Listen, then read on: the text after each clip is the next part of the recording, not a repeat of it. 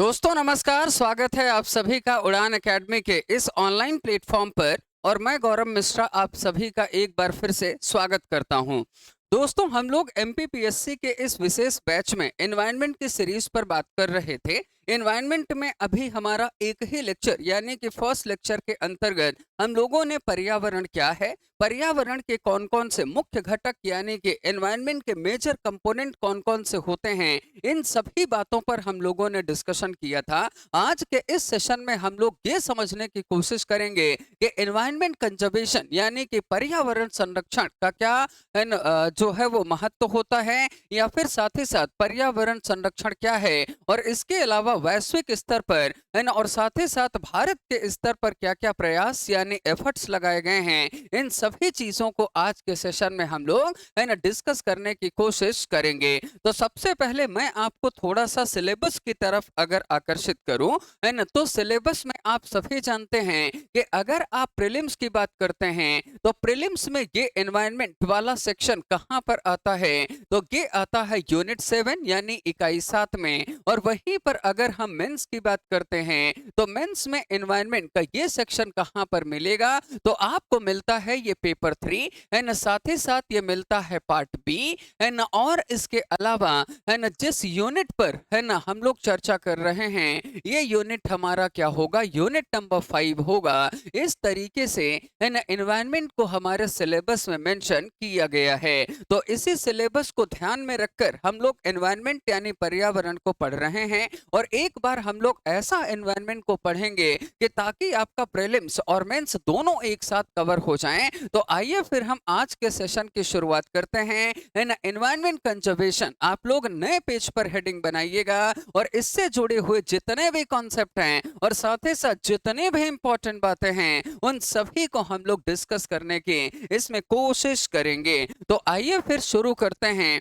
और सबसे पहले बात करते हैं कि एनवायरनमेंट कंजर्वेशन यानी कि पर्यावरण संरक्षण एक्चुअल में है क्या। तो जब भी हम इसको डिफाइन करते हैं यानी कि इसकी हम परिभाषा देंगे, तो इसको आप ऐसे डिफाइन कर सकते हो कि इट इज अ प्रोसेस, यानी कि जब भी हम पर्यावरण संरक्षण की बात करेंगे तो पर्यावरण संरक्षण एक तरह से प्रोसेस यानी कि है ना एक तरह की प्रक्रिया होती है ना, इन विच वी है ना जिसमें हम लोग क्या करते हैं, है ना, इन विच वी कंजर्व, या फिर हम यहाँ पर प्रोटेक्ट वर्ड का भी यूज कर सकते हैं, इन विच वी कंजर्व और प्रोटेक्ट है ना कंपोनेंट्स ऑफ एनवायरनमेंट, यानी कि जिसमें हम लोग क्या करते हैं, है ना, कि जो हमारे एनवायरनमेंट के कंपोनेंट्स यानी कि घटक होते हैं, है ना, उनको हम लोग यहाँ पर प्रोटेक्ट करते हैं, है ना, या फिर उनको हम लोग यहाँ पर है ना कंजर्व करते हैं। तो एनवायरनमेंट कंजर्वेशन यानी पर्यावरण संरक्षण का मतलब क्या होता है,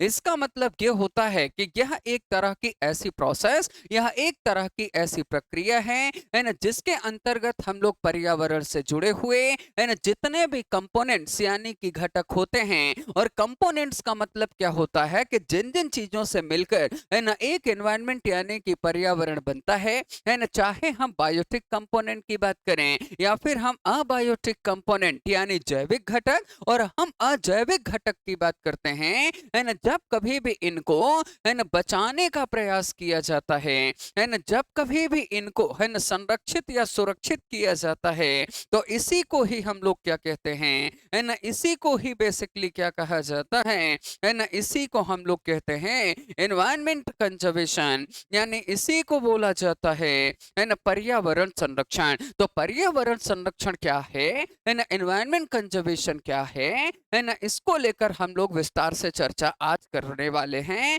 तो सबसे पहले उसकी डेफिनेशन यानी परिभाषा क्या है, तो एक तरह की ऐसी प्रक्रिया है ना जिसमें हम पर्यावरण को बनाने वाले उसके घटकों यानी कि कंपोनेंट्स को प्रोटेक्ट करते हैं, उसी प्रोसेस यानी उसी प्रक्रिया को ही क्या कहा जाता है, उसी को हम लोग पर्यावरण संरक्षण यानी कि उसी को हम लोग क्या कहते हैं, है ना, उसी को एनवायरनमेंट कंजर्वेशन कहा जाता है ना। मैंने आप सबको लास्ट क्लास में इस बात को लेकर एकदम स्पष्ट भी किया था कि बायोटिक कंपोनेंट्स के अंतर्गत है ना हम लोग लिविंग्स यानी कि जो सजीव होते हैं, है ना, उनकी की चर्चा करते हैं और साथ ही साथ आप देखोगे कि अबायोटिक कंपोनेंट्स के अंतर्गत है ना हम लोग नॉन लिविंग्स यानी जिसको क्या लिखा जाता है ना जिसको हम लोग निर्जीव कहते हैं है ना उसकी चर्चा करते हैं। यानी कि पर्यावरण दो चीजों से ही तो मिलकर बनता है ना। इसमें कुछ सजीव भी होते हैं और साथ ही साथ इसमें कुछ है ना निर्जीव भी होते हैं।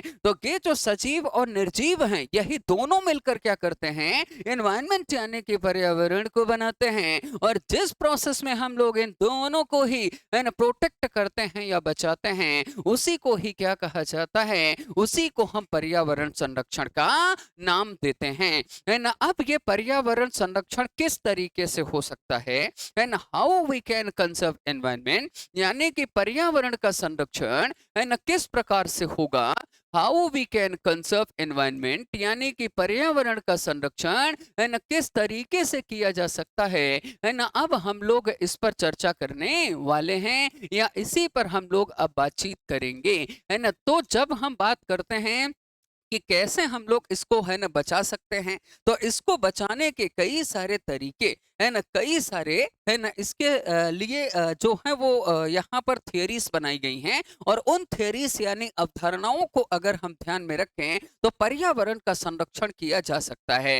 हालांकि ऐसा बोलते हैं कि 1950 यानी कि 1950 के बाद है ना या फिर बिफोर 1950 है ना 1950 के पहले की अगर आप कहानी समझें तो एनवायरनमेंट वाज नॉट इम्पोर्टेंट, यानी कि जो पर्यावरण था ना है ना ये ह्यूमन के लिए है ना environment was not important part of human life. पर्यावरण है ना ये हमारे लिए है ना या मानव जीवन के लिए उतना महत्वपूर्ण यानी उतना इम्पोर्टेंट नहीं था। इसीलिए आप देखोगे इंडस्ट्रियल रिवॉल्यूशन के समय पर यानी ड्यूरिंग इंडस्ट्रियल रिवॉल्यूशन जब औद्योगिक क्रांति होती है ना, और जब यहाँ पर इंडस्ट्रियल रिवॉल्यूशन यानी कि औद्योगिक क्रांति हुई तो इस औद्योगिक क्रांति में क्या किया गया है ना, इस औद्योगिक क्रांति के समय पर है ना यहाँ पर नेचुरल रिसोर्सेस जो हैं यानी जिसको हम लोग क्या कहते हैं प्राकृतिक संसाधन, और ये जो नेचुरल रिसोर्सेस यानी कि प्राकृतिक संसाधन हैं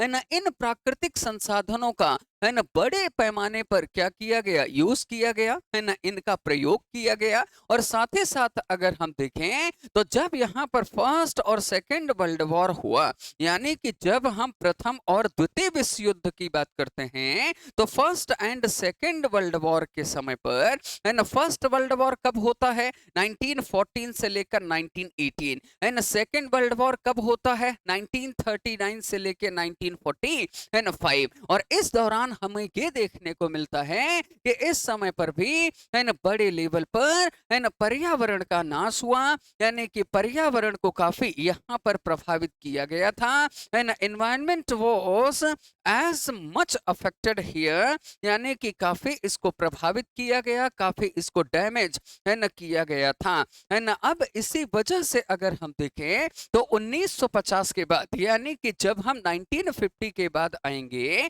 तो 1950 के बाद हमें क्या देखने को मिलता है, तो अब इसे थोड़ा सा यहाँ पर आप समझने की कोशिश करिएगा है ना। 1950 के बाद अगर हम देखें तो जब इंसान को ये समझ में आया कि भाई जो हमारा ये विनाश या पतन हो रहा है, मतलब इंसानों को जब ये रियलाइज हुआ कि कहीं ना कहीं हमारे है ना जो पिछड़ेपन का एक कारण है ना वो कहीं ना कहीं एनवायरनमेंट यानी कि पर्यावरण है। और इसी मुद्दे को लेकर उन्होंने क्या किया कि आफ्टर 1950 यानी 1950 के बाद एनवायरनमेंट कंजर्वेशन का जो कॉन्सेप्ट था है ना वो कॉन्सेप्ट इंट्रोड्यूस हुआ। कॉन्सेप्ट वाज इंट्रोड्यूस्ड है ना, यहाँ पर एक अवधारणा यहाँ पर इंट्रोड्यूस हुई या एक अवधारणा निकल कर सामने आई है ना। इसी कॉन्सेप्ट को हम लोग क्या कहते हैं, इसी को बोला जाता है एनवायरनमेंट कंजर्वेशन। इसी को क्या कहा जाता है, इसी को हम लोग कहते हैं है ना पर्यावरण संरक्षण, इसी को एनवायरनमेंट कंजर्वेशन कहा जाता है ना। तो जैसा मैंने आप सबको बताया कि भाई 1950 के पहले पहले अगर आप देखोगे तो पर्यावरण इंसान के लिए उतना महत्वपूर्ण नहीं था, है ना। उस समय पर मानव ने अपनी आवश्यकताओं, है ना, अपने नीड्स को कंप्लीट करने के लिए ही काम किया था। लेकिन समय के बढ़ने की वजह से धीरे धीरे जब उसको ऐसा रियलाइजेशन हुआ, धीरे धीरे जब उसको महसूस हुआ कि वाकई में इसमें समस्याएं अधिक हैं, है ना, कुछ दिक्कतें या फिर प्रॉब्लम यहाँ पर हो सकती हैं, है ना, तब जाकर यहाँ पर होता क्या है ना, तब जाकर यहाँ पर हमें ये देखने को मिला कि एनवायरनमेंट कंजर्वेशन का एक कॉन्सेप्ट, यानी कि, है ना, पर्यावरण संरक्षण की एक अवधारणा, है ना, जो है वो निकल कर सामने आई। और यहीं से, है ना, पर्यावरण को बचाने को लेकर, है ना, प्रयास किया गया, है ना। अब ये पर्यावरण संरक्षण किस तरीके से होगा, है ना, कैसे हम एनवायरनमेंट को बचा सकते हैं, तो उसके लिए आप देखिए कुछ यहाँ पर, है ना, क्या बताई गई हैं, है ना, कुछ यहाँ पर बताए गए हैं, है ना, तरीके। तो कौन कौन से तरीके हैं, है ना, जिनको हमें फॉलो करना होगा। तो जब हम तरीकों की बात करेंगे कि एनवायरनमेंट कंजर्वेशन, है ना, किस तरीके से हो सकता है, तो एक तो हो सकता है पार्टिसिपेशन से, यानी कि पर्यावरण के बारे में पहले आप जुड़िए, है ना। पर्यावरण कैसे हमारे लिए इंपॉर्टेंट है, पहले हमें ये समझना होगा, है ना। पार्टिसिपेशन का मतलब होता है भागीदारी, है ना। मतलब कि जब कभी कहीं पर भी, है ना, अगर आप खुद देख रहे हैं कि पर्यावरण को नुकसान पहुंचाया जा रहा है, आप खुद देख रहे हैं कि पर्यावरण को दिक्कत दी जा रही है, तो ऐसी स्थिति में आप पार्टिसिपेट करके, है ना, आप भागीदार बन के पर्यावरण को बचाने के लिए आवाज उठाइए, है ना। साथ ही साथ आपको अपना एटीट्यूड बदलना होगा, है ना। एटीट्यूड को क्या कहा जाता है ना, इसे हम लोग लिखते हैं मनोवृत्ति, क्या बोलते हैं इसको, है ना, इसे मनोवृत्ति कहा जाता है। और ये जो मनोवृत्ति यानी कि एटीट्यूड है ना, ये एटीट्यूड का मतलब होता है कि किसी के प्रति हमारा नजरिया यानी कि अप्रोच कैसी है ना, किसी के प्रति हमारा दृष्टिकोण कैसा है ना, इसको हम लोग कहते हैं एटीट्यूड। और एटीट्यूड यानी कि ये जो मनोवृत्ति है ना, ये पर्यावरण की तरफ रखनी होगी, यानी इंसान को ये समझना होगा कि एनवायरनमेंट हमारे लिए उतना ही जरूरी है ना, जितना कि अदर चीजें, यानी जितना डेवलपमेंट नेसेसरी है उतना ही एनवायरनमेंट भी नेसेसरी है। और जब तक इंसान ऐसा नहीं समझ पाएगा, है ना, तब तक वो एनवायरनमेंट यानी कि, है ना, पर्यावरण को लेकर वो काम नहीं कर पाएगा, है ना। साथ ही साथ अगर हम देखें तो स्किल्स यानी कि उसे अपने कौशल का इस्तेमाल करना होगा, है ना। जितनी भी टेक्नोलॉजीज हैं या जो उसमें स्किल्स हैं, है ना, उन स्किल्स का यूज करके पर्यावरण को, है ना, बचाने का प्रयास करना होगा, है ना। साथ ही साथ अवेयरनेस यानी कि ये जो इम्पोर्टेंट मुद्दा है ना, इस पर काम करना होगा, जिसे हम लोग कहते हैं जागरूकता, है ना। पर्यावरण हमारे लिए कितना घातक हो सकता है ना, एनवायरनमेंट अगर ये एक तरीके से, है ना, अगर ये एक तरीके से अपना, है ना, असर दिखाना शुरू कर देना, तो पर्यावरण अगर चाहे, है ना, तो इंसान के जीवन को खत्म कर सकता है ना। जो हमारा नेचर है, जो हमारी प्रकृति है ना, ये प्रकृति इतनी ताकतवर है ना, ये नेचर इतना पावरफुल है कि आप उसे पूरी तरह से खत्म नहीं कर सकते, है ना। लेकिन अगर अगर आप खत्म करने जा भी रहे हैं तो आपको बहुत समय लगेगा उस नेचर यानी प्रकृति को प्रभावित करने के लिए। लेकिन वहीं दूसरी तरफ अगर नेचर चाह ले, है ना, अगर प्रकृति चाह ले, तो मानव जीवन को ये पल भर में खत्म कर सकती है। इतनी ताकतवर है हमारी नेचर, हमारी प्रकृति, है ना। इसीलिए कहते हैं कि नेचर के बारे में लोगों को बताना होगा और ये समझाना होगा कि भाई डेवलपमेंट यानी विकास तो जरूरी है ना। साथ ही साथ हमें यहाँ पर एनवायरनमेंट को भी प्रोटेक्ट करना होगा, हमें पर्यावरण को भी बचाना होगा, है ना। तब जाकर कहीं हम लोग बेहतर तरीके से, है ना, काम कर पाएंगे, है ना। तब कहीं हम लोग बेहतर तरीके से, है ना, चीजों को देख पाएंगे। तो एनवायरनमेंट कंजर्वेशन करने के लिए, है ना, अवेयरनेस यानी कि जागरूकता को बढ़ाना होगा। और साथ ही साथ ये कैसे आएगा, तो इसके लिए हमें नॉलेज यानी कि ज्ञान प्राप्त करना होगा, हमें समझना होगा कि भाई क्लाइमेट चेंज का मतलब क्या होता है। अगर कोई कह रहा है कि क्लाइमेट चेंज हो रहा है है ना, जिसकी वजह से दुनिया में दिक्कतें चल रही हैं। तो you have to know what is climate change. आपको समझना होगा कि जलवायु परिवर्तन क्या है ना। You have to understand what is global warming, यानी कि वैश्विक तापन क्या है। आपको ये समझना होगा कि how the average temperature of earth is increasing, है ना, लगातार जो औसत तापमान है पृथ्वी का, है ना, ये क्यों बढ़ रहा है। इन सभी मुद्दों के बारे में हमें जानकारी प्राप्त करनी होगी, और जब तक हम इंफॉर्मेशन या जानकारी प्राप्त नहीं करेंगे, है ना, तब तक हम पर्यावरण को बचा या प्रोटेक्ट, है ना, नहीं कर सकते हैं। तो एनवायरनमेंट को जब भी हम कंजर्व करते हैं या पर्यावरण को जब भी हम संरक्षित करते हैं, तो ऐसा करने के लिए, है ना, हमें एक तो पार्टिसिपेट करना होगा, है ना, हमें भागीदार बनना होगा, साथ ही साथ अपने एटीट्यूड को चेंज करना होगा, पर्यावरण कितना जरूरी है ये समझना होगा, है ना, अपने स्किल्स का यूज करना होगा, आसपास के लोगों को बताना होगा, और साथ ही साथ पर्यावरण के विषय में पहले खुद जानना होगा। ये सारी चीजें अगर होती हैं, है ना, तब जाकर एनवायरनमेंट को कंजर्व, यानी कि पर्यावरण को संरक्षित किया जा सकता है ना। इसके अलावा अगर हम देखें तो पर्यावरण को संरक्षित, है ना, करने के अगर हम देखें तो पर्यावरण को संरक्षित करने के, है ना, क्या क्या तरीके या क्या क्या यहाँ पर ऑप्शन हो सकते हैं, है ना, इसको भी मैं आपको थोड़ा सा समझा देता हूँ, है ना। जैसे देखिए, है ना, यहाँ पर क्या है कि बाइक मोर ड्राइव लेस, यानी कि बाइक को चलाना, है ना, थोड़ा सा यहाँ पर कम किया जा सकता है ना। बाइक को कम चलाइए, है ना, साइकिल वगैरह का इस्तेमाल करिए, यानी कि जहां पर अगर आप लंबी दूरी की यात्रा कर रहे हैं, तो लंबी दूरी में एक बार बाइक का इस्तेमाल या प्रयोग फिर भी किया जा सकता है। लेकिन अगर हम आसपास कहीं पर भी जा रहे हैं, तो उसके लिए हमें बाइक के इस्तेमाल करने की जरूरत नहीं है ना। हम लोग वहां पर साइकिल का उपयोग करके भी हम लोग जा सकते हैं, है ना। साथ ही साथ रिड्यूस, रीयूज, रिसाइकल, है ना, मतलब हमें ऐसी चीजों का प्रोडक्शन करना होगा, है ना, हमें ऐसी चीजें बनानी होंगी, है ना, कि जिसको हम लोग रिसाइकल कर सकें, जो आसानी से क्या है ना, टूट सके, जो आसानी से खत्म की जा सके, है ना। जैसे उदाहरण के तौर पर अगर आप देखो तो कुछ चीजें ऐसी हैं, है ना, जिसको हम लोग सॉलिड वेस्ट कहते हैं, मतलब कि ठोस अपशिष्ट। अब जो सॉलिड वेस्ट या ठोस अपशिष्ट होता है ना, ठोस अपशिष्ट या सॉलिड वेस्ट, ये इतना खतरनाक होता है ना, कि अपने आप में इसे, है ना, खत्म करने के लिए हमें अलग तरीकों का प्रयोग करना पड़ता है। इसी संबंध में सरकार ने 2016 में, है ना, सॉलिड वेस्ट मैनेजमेंट रूल बनाया, और उसमें उन्होंने ये बोला कि कचड़े को अगर इकट्ठा किया जा रहा है ना, तो सूखे कचड़े को अलग इकट्ठा किया जाए, है ना, गीले कचड़े को अलग इकट्ठा किया जाए, है ना। दोनों को तोड़ने की प्रक्रिया, दोनों को तोड़ने की प्रोसेस अपने आप में क्या है, अलग अलग है ना। साथ ही साथ अगर हम देखें तो कुछ चीजें ऐसी हैं, जैसे अब हार्ड डिस्क हो गई, या कंप्यूटर का कोई पार्ट हो गया, है ना, टूटा फूटा मोबाइल हो गया, तो इन्हें अलग तरीके से डिस्ट्रॉय किया जाता है। ऐसी चीजें बनाई जाएं, है ना, जिसका हम लोग रिसाइकल ठीक तरीके से कर पाए, है ना। अब उसके बाद देखा जाए तो अगला है एजुकेट, यानी एजुकेट का मतलब क्या है कि when you further your own education, you can help others understand the importance and value of natural resources. यानी कि यही तो बात है ना, कि पहले हमें, है ना, खुद पर्यावरण को जानना होगा, और साथ ही साथ अपने आसपास आने वाले लोगों को, है ना, पर्यावरण के संबंध में बताना होगा।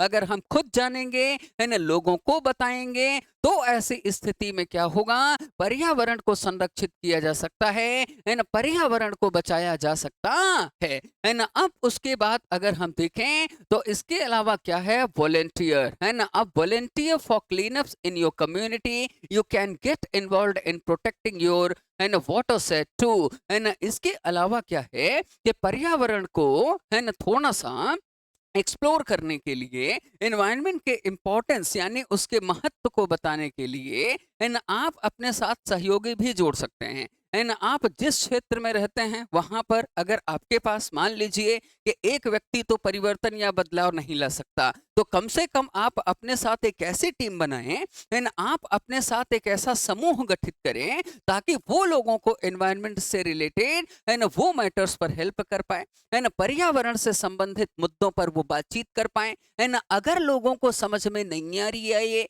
तो वो लोगों को समझाने का प्रयत्न करें एंड ऐसे वॉलंटियर्स का ग्रुप हमारे पास होना एंड चाहिए and learn how to make smart seafood choices at www.facewatch.gov. यानी कि क्या है कि हमें यहाँ पर ऐसे इस्तेमाल करना होगा कि भाई जो हमारे नेचर की चीजें हैं है ना, जो हमारे पर्यावरण की चीजें हैं उनमें सभी का यूटिलाइजेशन आवश्यक है और ये समझना होगा कि जो सी फूड है ना, उसको भी किस तरीके से हम यूटिलाइज कर सकते हैं है ना। हम जरूरी नहीं है कि पर्यावरण को पूरी तरह से डैमेज करके है ना, हम लकड़ी वगैरह काट के है ना, पेड़ को तोड़ ताड़ के वहां से पत्तियां प्राप्त करके भोजन ले रहे हैं। हम सी फूड की तरफ भी थोड़ा बहुत मूव है ना कर सकते हैं। Plant a tree, tree provide food and oxygen, यानी जो पेड़ होते हैं वो केवल और केवल भोजन बस नहीं देते है ना, ये ऑक्सीजन भी प्रोड्यूस करते हैं। दे हेल्प सेव एनर्जी, यानी ये क्या करते हैं, ऊर्जा को बचाने में भी ये मदद करते हैं। And help combat climate change, और साथ ही साथ ये जो जलवायु परिवर्तन हो रहा है उस जलवायु परिवर्तन को है ना रोकने में भी ये हमारी सहायता करते हैं। इसीलिए कहा जाता है कि जब भी लगे तो कभी भी या फिर कहीं पर भी है ना प्लांट यानी कि पेड़ पौधे जरूर लगाएं। पेड़ पौधे होने से आसपास की मृदा यानी कि जो मिट्टी होती है वो भी मजबूत होती है, क्योंकि पेड़ की जो जड़ें होती है ना वो आसपास की मिट्टी को वो पकड़ कर रखती हैं है ना, जिससे कि इरोजन यानी अपरदन वगैरह की समस्या कम होती है ना। साथ ही साथ अगर हम देखें तो ऑक्सीजन लेवल भी बढ़ता है ना। Buy less plastic and bring a reusable shopping bag, यानी कि ऐसे बैग्स का इस्तेमाल किया जाए या ऐसे बैग्स लिए जाएं है ना जो कि इनका रीयूज हो सके, हम उन्हें बार बार इस्तेमाल कर सकें। और साथ ही साथ अगर हम देखें तो हमें भारी और बड़े बैग्स या प्लास्टिक के बैग्स लेने से है ना हमें बचना होगा। और हमें क्यों बचना होगा, उसका मूल कारण या फिर उसका मेन रीजन बेसिकली ये है कि है ना जो प्लास्टिक के बैग होते हैं वो ठीक तरीके से ब्रेक नहीं होते है ना, वो सही प्रकार से टूटते नहीं हैं और उन्हें तोड़ने के लिए काफी मशक्कत करनी पड़ती है ना। कई बार है ना उनका यूटिलाइजेशन नहीं हो पाता। इसी वजह से ऐसे बैग्स अब आजकल आप देख रहे होंगे कि कपड़े की दुकान वगैरह पर आप जाएंगे तो पहले आपको पॉलिथीन मिलती थी, लेकिन अब आपको वो है ना झोले टाइप का मिलता है जो आसानी से है ना वो खत्म किया जा सकता है ना। Don't send chemicals into our waterways, यानी कि जितने भी हमारे पानी के रास्ते हैं है ना, जो हमारे वाटरवेज हैं है ना, इन वाटरवेज यानी कि पानी के रास्तों में है ना किसी तरह का केमिकल ना मिलाएं है ना। ये जो केमिकल्स हैं ये हार्मफुल यानी कि ये अपने आप में है ना ये हानिकारक हो सकते हैं और ये इतने हार्मफुल या हानिकारक हो सकते हैं कि जिससे व्यक्ति का जीवन है ना, जिससे व्यक्ति की लाइफ है ना काफी प्रभावित या डैमेज हो सकती है। इसी वजह से कहा जाता है कि हमें क्या करना होगा, अपने वाटरवेज यानी कि जो जल मार्ग हैं उनको ठीक रखना होगा। जो अंडरग्राउंड वाटर है उसे हमें प्रिवेंट करना होगा है ना। साथ ही साथ अगर हम देखें तो conserve water, the less water you use, यानी कि सबसे पहला है ना और इम्पोर्टेंट काम ये करना होगा कि हमें कम पानी इस्तेमाल करना होगा। The less run off and waste water that eventually end up in the ocean, यानी कि हमें कम इस्तेमाल करना होगा क्योंकि आप जानते हैं कि प्योर और वैसे भी जो शुद्ध पानी है ना उसकी बड़ी कमी है ना। पूरे दुनिया में है ना पीने का पानी यानी मीठा पानी सिर्फ 3% है, बाकी समुद्रों में पानी है ना वो पीने लायक नहीं है। अब 3% में भी है ना ज्यादातर पानी ये जमा हुआ है कहाँ, पोलर रीजन्स में है ना। कुछ जमा हुआ है नॉर्थ पोल यानी उत्तरी ध्रुव पर है ना, कुछ जमा हुआ है साउथ पोल यानी कि दक्षिणी ध्रुव पर है ना। ऐसे में हम वहां पर आसानी से पहुंच नहीं पाते। इसके लिए कहा जाता है, इसके लिए कहा जाता है क्या कि जो हमारे आसपास केवल 1% पीने योग्य पानी है है ना, उसे हमें बचाना होगा। है ना, long lasting light bulbs are a bright idea. है ना, energy efficient light bulbs reduce greenhouse gas emission, also flip the light switch off when you leave the room. यानी कि हमें ऐसे लाइट या फिर है ना ऐसे बल्ब्स का इस्तेमाल करना होगा, है ना, जो एक तो एनर्जी की खपत कम करें, है ना, ठीक ठाक वो लाइट प्रोड्यूस करें, और जैसे ही आप कमरे वगैरह से बाहर जाएं, है ना, आप हर एक स्थिति में, है ना, या फिर किसी भी कंडीशन में आप लाइट वगैरह को ऑफ करके ही जाएं। है ना, ये बात यहाँ पर सीधे तौर पर, है ना, लिखी गई है। और इसीलिए आप देखोगे कि पहले के समय पर, है ना, वो जो 100 वॉट के बल्ब चला करते थे, है ना, एकदम पीला जलते थे, है ना, और आसपास अगर आप बैठ जाओ तो आपको गर्मी लगने लगती थी, है ना, उनके यूज को कम किया गया और उनकी जगह पर अब आप देख रहे हैं CFL और साथ ही साथ LED बल्बों का इस्तेमाल हो रहा है ना, ताकि जो उसकी वजह से पर्यावरण प्रभावित हो रहा था, है ना, उसकी वजह से जो चीजें नेगेटिव अफेक्ट हो रही थी, है ना, वो क्या होंगी, यहाँ से वो बेहतर स्थिति में आ पाएंगे। तो मैंने आप सबको समझाया, है ना, कि एक तरह से एनवायरमेंट कंजर्वेशन यानी पर्यावरण संरक्षण क्या है। तो आप बोलोगे कि सर आपने इसमें ये बताया कि एनवायरमेंट कंजर्वेशन एक ऐसी प्रोसेस है ना, जिसमें एनवायरमेंट यानी पर्यावरण को बचाने के लिए, है ना, जो कंपोनेंट्स यानी कि घटक इस्तेमाल होते हैं, उन कंपोनेंट्स या घटकों को बचाया जाता है, उन्हें प्रिवेंट किया जाता है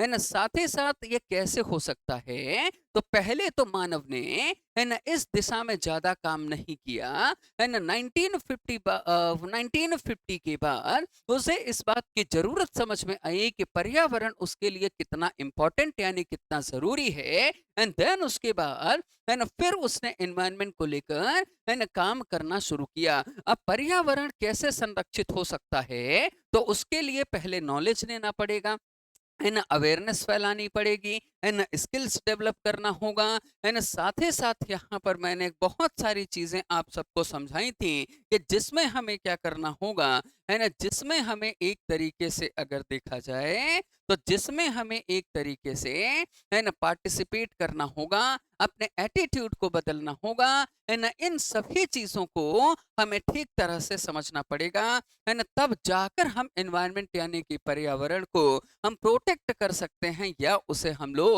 है ना, कंजर्व कर सकते हैं। और भी बहुत सारे तरीके, है ना, जो पर्यावरण संरक्षण के क्षेत्र में हो सकते हैं, ये सारे जो चीजें हैं वो मैंने आपको यहाँ पर, है ना, ठीक तरह से समझाने का पूरा, है ना, प्रयत्न किया हुआ है। अब आइए हम लोग बढ़ते हैं आगे और डिस्कस करते हैं किस मुद्दे पर, हम लोग डिस्कस करते हैं, है ना, अपने अगले सेगमेंट पर। तो जब हम यहाँ पर थोड़ा सा आगे बढ़ते हैं तो देखिए, है ना, पर्यावरण संरक्षण को तो आप समझ ही गए, है ना। अब हमें ये समझना होगा कि पर्यावरण संरक्षण के लिए, है ना, जो ग्लोबल एफर्ट्स किए गए हैं, है ना, यानी कि जो वैश्विक प्रयास हैं, है ना, ये वैश्विक प्रयास क्या क्या हैं, है ना। तो जब हम ग्लोबल एफर्ट यानी कि वैश्विक प्रयास की बात करते हैं ना, तो वैश्विक प्रयास में क्या क्या किया जा सकता है, क्या क्या लिखा जा सकता है ना, तनिक इसको आप ध्यान से समझिएगा। तो सबसे पहले क्या हुआ कि पर्यावरण को लेकर, है ना, 1972 यानी कि 1972 में, है ना, जो स्वीडन देश है ना, इस स्वीडन की एक सिटी यानी कि एक शहर है ना, जिसका नाम क्या है, स्टॉकहोम। और यहीं पर क्या होता है ना, स्टॉकहोम कन्वेंशन यानी कि, है ना, स्टॉकहोम सम्मेलन का आयोजन यहाँ पर किया गया था। यानी पर्यावरण 1950 के बाद ना, है ना, जब इंसान को ये लगा कि यार वाकई में, है ना, पर्यावरण बहुत इंपॉर्टेंट है और एनवायरनमेंट यानी पर्यावरण के बिना, है ना, जीवन जी पाना या फिर सरवाइव कर पाना, ये अपने आप में क्या है, काफी ये कठिन, है ना, काफी ये जटिल है ना। तब जाकर बेसिकली क्या हुआ कि 1972 में, है ना, जो स्वीडन का एक शहर, है ना, स्वीडन का एक शहर है स्टॉकहोम, वहां पर पर्यावरण को लेकर, है ना, सबसे पहला और सबसे बड़ा सम्मेलन, है ना, ये वैश्विक स्तर पर किया गया था, है ना। जब ये सम्मेलन यानी कि ये, है ना, सेशन होता है, तो इसमें बेसिकली गोल क्या यानी कि लक्ष्य क्या रखा गया कि हमें क्या करना होगा कि हमें, है ना एनवायरनमेंट शुड बी कंजर्व्ड, यानी कि जो पर्यावरण है ना, इस पर्यावरण का है ना संरक्षण होना चाहिए, है ना। पर्यावरण को किसी भी स्थिति, किसी भी कंडीशन में बचाना होगा। और साथ ही साथ इसमें एक बात और बोली गई क्या, कि एवरी 5 ईयर, यानी कि प्रत्येक 5 वर्ष, मतलब 5 जून को, है ना, इन एवरी 5 जून, है ना, वर्ल्ड एनवायरनमेंट डे, यानी कि पर्यावरण दिवस वैश्विक स्तर पर मनाया जाएगा, है ना। तो आप लोग ध्यान रखिएगा कि पर्यावरण को लेकर, है ना, वैश्विक स्तर पर, है ना, जो सबसे पहला बड़ा कदम था वो था स्टॉकहोम कन्वेंशन, स्टॉकहोम सम्मेलन, है ना। और ये स्टॉकहोम सम्मेलन 1972 में, है ना, कहाँ पर स्थापित हुआ था, तो ये स्टैब्लिश हुआ था, या फिर कहाँ हुआ था, स्वीडन में, है ना। स्वीडन में कहाँ, स्टॉकहोम नामक शहर में। और इसका गोल था कि पर्यावरण को हमें कंजर्व करना ही चाहिए, और साथ ही साथ प्रत्येक 5 जून को, है ना, वर्ल्ड एनवायरनमेंट डे सेलिब्रेट करना होगा। और फाइनली 1974, 1974 में, है ना, first world environment day celebrate किया गया, है ना। पहला जो पर्यावरण दिवस था, है ना, ये फर्स्ट वर्ल्ड एनवायरनमेंट डे, है ना, ये पूरी दुनिया भर में क्या हुआ, सेलिब्रेट हुआ, है ना। इसको सेलिब्रेट किया गया, और सेलिब्रेट किया किसने था, है ना, तो किसके द्वारा पर्यावरण दिवस मनाया जाता है, तो ये मनाता है बेसिकली यूएनईपी, है ना। यूएनईपी का मतलब क्या होता है, तो आप सभी जानते हैं कि ये पर्यावरण संरक्षण को लेकर, है ना, इस्टेब्लिश किया गया, है ना, एक तरीके का क्या है ना, एनवायरनमेंट प्रोग्राम, यानी यूनाइटेड नेशन एनवायरनमेंट प्रोग्राम, संयुक्त राष्ट्र पर्यावरण कार्यक्रम, है ना। और इसकी स्थापना कब हुई थी, यूएनए को 1972 में इस्टेब्लिश किया गया था। और इसका जो हेडक्वार्टर, यानी कि मुख्यालय है ना, इसका हेडक्वार्टर है नैरोबी में। और नैरोबी कहाँ पर पड़ता है, तो आप सभी जानते हैं कि नैरोबी स्थित है ये बेसिकली कहाँ पर, है ना, केन्या में। तो जब भी हम डिस्कस करेंगे कि पर्यावरण संरक्षण किस तरीके से हो सकता है, तो देखिए ग्लोबल एफर्ट्स, यानी वैश्विक प्रयास, है ना। हम प्रयासों को 2 हिस्सों में बांटकर समझने वाले हैं, है ना, जिसमें हम लोग वैश्विक प्रयास पहले क्या क्या हुए हैं उस पर बातचीत करेंगे, एंड देन उसके बाद फिर, है ना, इंडियन एफर्ट, यानी कि भारत के द्वारा जो जो प्रयास हुए हैं, है ना, हम लोग उस पर चर्चा करेंगे। तो जब मैं यहाँ पर बात कर रहा हूँ ग्लोबल एफर्ट की, तो पहले नंबर पर स्टॉकहोम सम्मेलन, है ना, इसमें पर्यावरण को बचाना ही चाहिए, है ना। प्रत्येक 5 जून को विश्व पर्यावरण दिवस मनाना चाहिए, है ना। 1974 में पहली बार मनाया, है ना। किसने मनाया था, यूएनईपी ने, है ना। यूएनईपी कब बना था, 1972 में। और इसका हेडक्वार्टर, यानी मुख्यालय कहाँ पर है, तो वो है नैरोबी में। और नैरोबी कहाँ पर पड़ता है, तो वो है ना, केन्या में, है ना। अब उसके बाद अगर हम आगे डिस्कस करें, तो आगे की कहानी क्या थी, कि जब ये पहला बड़ा सम्मेलन हुआ ना, तो उसके पश्चात 1987, यानी कि 1987 की अब मैं बात कर रहा हूँ, है ना। कब की बात कर रहे हैं हम लोग, है ना। अब 1985, यानी 1985 पर पहले मैं आपको लेकर चलता हूँ, है ना। देन उसके बाद हम लोग बढ़ते हैं इस पर एक्चुअली आगे, है ना। 1985 में क्या हुआ, कि ऑस्ट्रेलिया की, है ना, एक राजधानी है जिसका नाम है वियना, है ना। और 1985 में, है ना, जो वियना है, ऑस्ट्रिया की कैपिटल, ऑस्ट्रिया की राजधानी, यहाँ पर एक कन्वेंशन हुआ, है ना, जिसे हम लोग कहते हैं वियना कन्वेंशन। क्या बोलते हैं इसको,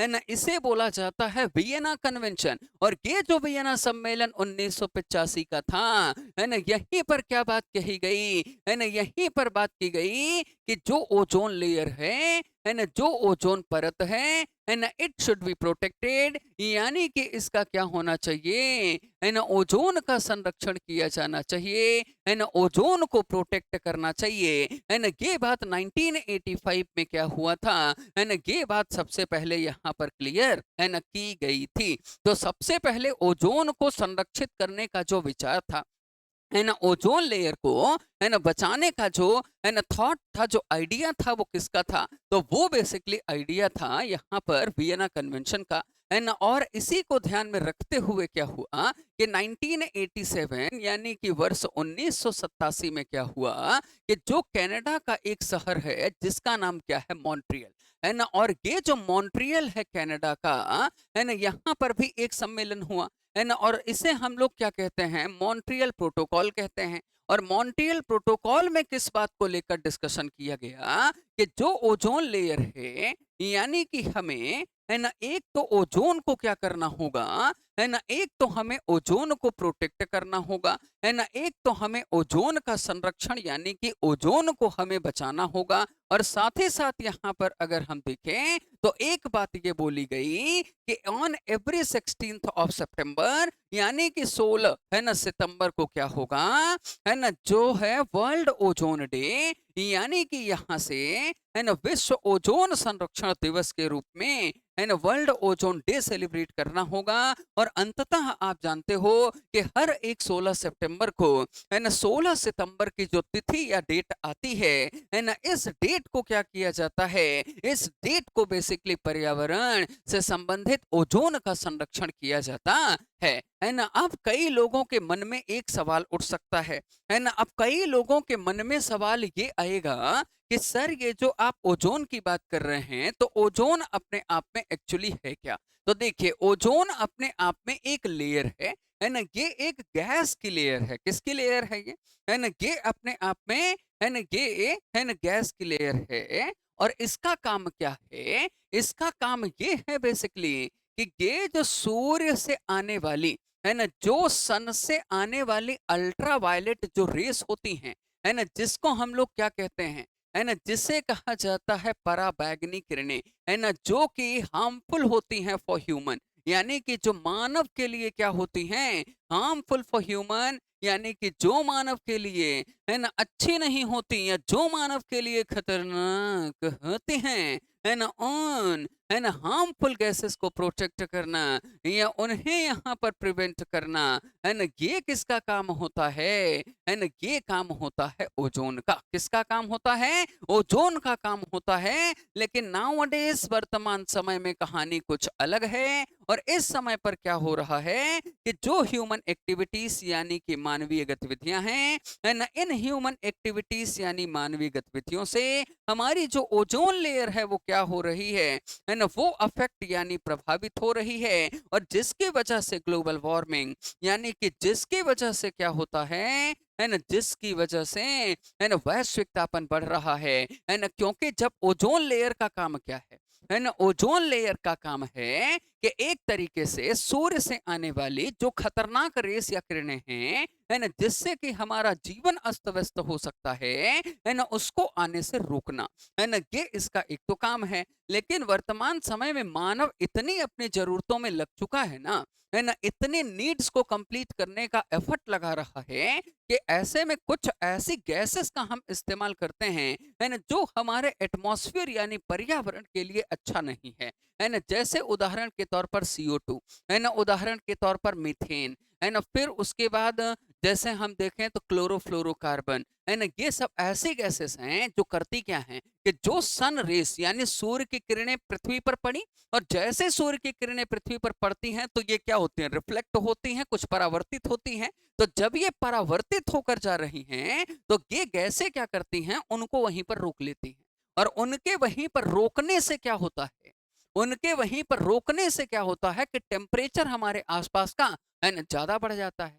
और जबकि वो अगर रिफ्लेक्ट होकर लौट जाती तो इतनी गर्मी यहाँ पर बढ़ने ही नहीं पाती, है ना। ये चीज हमें यहाँ पर देखने को, है ना, मिलती है। तो जब भी हम बात करेंगे कि ओजोन के बारे में तो ओजोन क्या है ना, ये आप लोगों ने यहाँ पर, है ना, ठीक तरीके से समझा। तो हम लोग बात कर रहे हैं कि पर्यावरण को संरक्षित करने में यानी एनवायरनमेंट को कंजर्व करने में, है ना, ग्लोबल एफर्ट यानी कि वैश्विक प्रयास क्या क्या हुए हैं, है ना, इसको लेकर चर्चा चल रही है। जिसमें हम लोगों ने, है ना, स्टॉकहोम कन्वेंशन को डिस्कस किया, फिर हमने वियना कन्वेंशन डिस्कस किया, देन उसके बाद मॉन्ट्रियल प्रोटोकॉल को भी हमने डिस्कस कर लिया। और अब जब हम लोग बढ़ते हैं इस पर आगे, है ना, जब हम लोग इस पर आगे बढ़ेंगे तो ऐसी स्थिति में अगर आप देखें तो 1992 यानी कि 1992 में है ना, एक समिट होती है ना, जिसको क्या कहा जाता है, अर्थ समिट, है ना। इसको हम लोग क्या कहते हैं, है ना, इसको बोला जाता है पृथ्वी सम्मेलन, है ना। और इस पृथ्वी सम्मेलन में एक तो एजेंडा 21 पास किया गया था, है ना। यहाँ पर एजेंडा 21 रखा गया कि आने वाले समय में हम पर्यावरण को कैसे बचा सकते हैं, है ना। साथ ही साथ इसमें बात की गई थी सस्टेनेबल डेवलपमेंट की, है ना। और सस्टेनेबल डेवलपमेंट का मतलब क्या होता है ना, सतत विकास का मतलब क्या होता है, इसका मतलब सीधा सीधा ये है कि हमें रिसोर्सेस का ऐसा यूज करना होगा, है ना, हमें, है ना, संसाधनों का ऐसा प्रयोग करना होगा कि हम अपनी नीड को भी पूरी कर पाएं, और साथ ही साथ, है ना, आगे आने वाली जो जनरेशन है ना, जो हमारे आने वाली पीढ़ियां हैं, है ना, उन तक भी रिसोर्सेस यानी कि संसाधन, है ना, बचे रहें, है ना। इसको लेकर ये जो है 1992 का अर्थ समिट यानी कि पृथ्वी सम्मेलन बात करता है ना। कहते हैं कि इसी समिट के बाद होता क्या है कि ये जब अर्थ समिट हुई थी तो आफ्टर दिस यानी कि इसी के पश्चात, है ना, एक संगठन यानी एक ऑर्गेनाइजेशन एस्टेब्लिश किया गया, है ना। और जो यहाँ पर ऑर्गेनाइजेशन यानी कि संगठन बनाया गया, है ना, इस संगठन का नाम क्या है ना, इस संगठन का नाम बेसिकली ये है ना, आफ्टर दिस ऑर्गेनाइजेशन यानी संगठन बनाया गया, है ना, जिसको हम लोग कहते हैं UNFCC, है ना। क्या बोलते हैं इसको, इसे हम लोग कहते हैं UNF, है ना, डबल सी, है ना। अब इसमें यू का मतलब क्या होता है, यूनाइटेड, एन का मतलब क्या होता है, नेशन, एफ का मतलब क्या होता है ना, फ्रेमवर्क, है ना। और फिर उसके बाद सी का मतलब क्या है, कन्वेंशन, और सी का मतलब लास्ट में क्या है, क्लाइमेट चेंज, यानी कि यूनाइटेड नेशन, है ना, framework convention on climate change, है ना, जलवायु परिवर्तन पर वैश्विक स्तर पर बातचीत या चर्चा करने के लिए, है ना, यहाँ पर क्या किया गया है, एक संगठन बनाया गया। और इसी यूएनएफसीसी की एक एनुअल मीटिंग होती है, एक वार्षिक बैठकें, है ना, ये करता है। और इसी एनुअल मीटिंग को हम लोग क्या कहते हैं, है ना, इसी को हम लोग COP, है ना, जिसको क्या कहा जाता है ना, जिसको हम लोग कहते हैं कॉन्फ्रेंस ऑफ पार्टीज, यानी कि ये जो कॉन्फ्रेंस ऑफ पार्टीज हैं, आप लोग पढ़ते हैं कि कॉप की यहाँ बैठक चल रही है, कॉप की वहां बैठक चल रही है, तो ये जो कॉप की बैठक है ना, वो एक तरीके से UNFCC के अंडर में आती है ना। संस्था या ऑर्गेनाइजेशन का नाम UNFCCC है ना। जबकि अगर हम बात करें तो, है ना, इसकी जो एनुअल मीटिंग होती है उसका नाम कॉप है, और कॉप का मतलब क्या होता है, कॉन्फ्रेंस ऑफ पार्टीज होता है ना। अब उसके बाद अगर हम डिस्कस करते हैं तो हमें आगे की कहानी क्या मिलती है, तो वो आगे की कहानी ये है कि 1997 में, है ना, ग्लोबल लेवल पर इस एनवायरनमेंट को कंट्रोल करने के लिए, है ना, जापान के क्योटो शहर में क्योटो प्रोटोकॉल साइन किया गया, है ना। अब क्योटो की अगर हम बात करें तो क्योटो क्या है, तो it is a city of Japan, है ना, ये जापान का एक शहर है ना। और क्योटो प्रोटोकॉल 1997 में, है ना, ये लाया गया था। और इसे इम्प्लीमेंट यानी कि लागू कब किया गया, तो इसे इम्प्लीमेंट किया गया था बेसिकली कब, है ना, 2005 यानी कि 2005 में। और ये किन चीजों पर बात करता है, तो ये बात करता है कंट्रोल कार्बन एमिशन, यानी कि जो कार्बन उत्सर्जन है ना, मतलब कि जिसकी वजह से, है ना, ओवरऑल जो गर्मी है पूरे विश्व में बढ़ रही है ना, कार्बन उत्सर्जन को कम करना, है ना, ये इस पर काम करता है। मतलब कि हमें क्लोरोफ्लोरोकार्बन का उपयोग कम करना होगा, है ना, हमें क्या करना होगा, हमें कार्बन डाइऑक्साइड का इस्तेमाल कम करना होगा, है ना। और साथ ही साथ ऐसी चीजें, है ना, जिनसे कार्बन रिलीज होता है, और वो कार्बन अगर हमारे लिए अत्यंत हानिकारक होता है, तो ऐसी स्थिति में, है ना, उनके प्रयोग को कम करना, यहाँ पर ये बात जो है तो वो कही गई है ना। देन उसके बाद अगर हम लोग आगे डिस्कस करें तो फिर उसके बाद वैश्विक स्तर पर क्या किया गया कि 2015, अच्छा, इनके बारे में हम लोग आगे अभी और विस्तार से चर्चा करेंगे, है ना, आगे हम लोग और विस्तार से चर्चा करेंगे।